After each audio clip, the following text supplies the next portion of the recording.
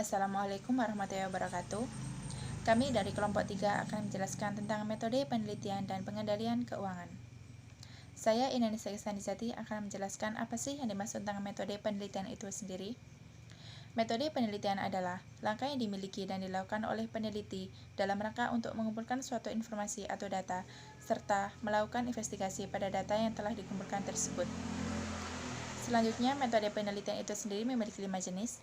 Yang pertama yaitu penelitian historis, yang kedua penelitian korelasional, yang ketiga penelitian kausal kontributif, yang keempat penelitian eksperimental, dan yang terakhir yakni metode deskriptif.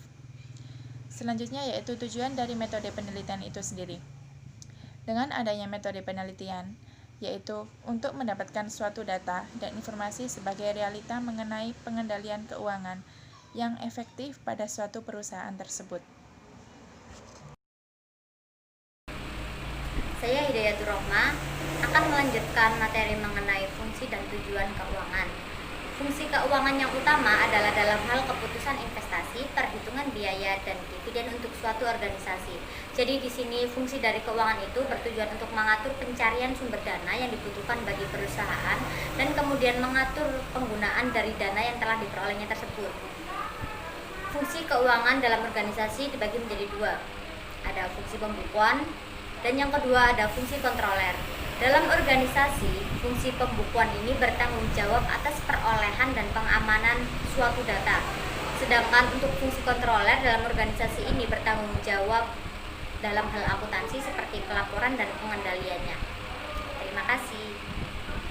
Baik, saya Muntiani akan melanjutkan presentasi dari kelompok kami yang telah disampaikan oleh teman saya tadi, yaitu mengenai pengendalian keuangan. Pengendalian keuangan merupakan upaya yang dilakukan agar investasi, alokasi biaya, dan perolehan laba berjalan sesuai dengan rencana perusahaan. Jadi pengendalian keuangan ini sama halnya dengan mengontrol kegiatan-kegiatan untuk mencapai tujuan yang telah ditetapkan.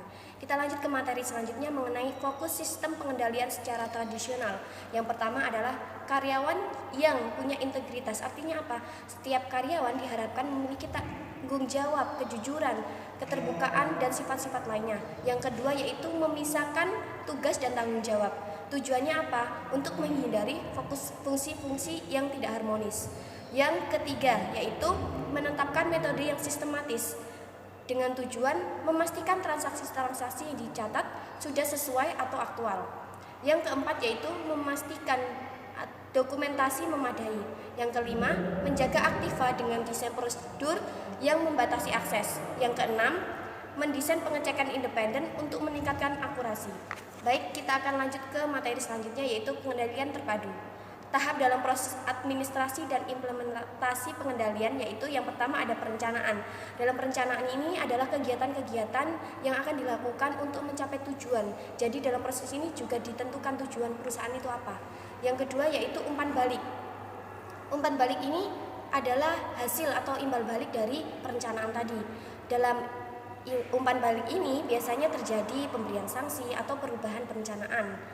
Yang ketiga adalah interaksi pengendalian, di mana interaksi pengendalian ini merupakan hubungan atau keterkaitan antara perencanaan dan umpan balik. Sudah, terima kasih.